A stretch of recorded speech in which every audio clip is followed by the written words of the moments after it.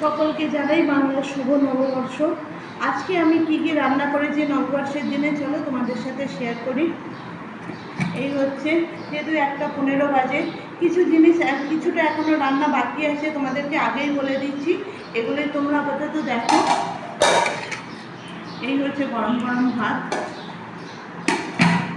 এই হচ্ছে নোটে শাক ভাজা, এটা পাবদা মাছের ঝাল, আর এটা হচ্ছে আম দিয়ে মুসুরির ডাল।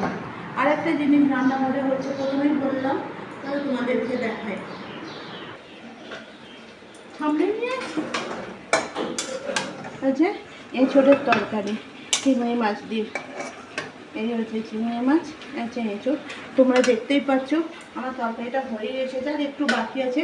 এরপর দেবো এই যে গরম মশলা বাটা। আজকের দিনে ভালো মন্দ রান্না হয় না, হবে না, বাঙালি বাড়িতে সেটা হয় কখনো, তাই 3-4 রকমের পদ হয়ে গেছে। আমার লাঞ্চ থালিটা যদি তোমাদের পছন্দ হয় তাহলে কমেন্ট করে দিও। এই নববর্ষের দিনটা তোমাদের কার কার ভালো কেটেছে, আর আমাকে কমেন্ট করে জানাও।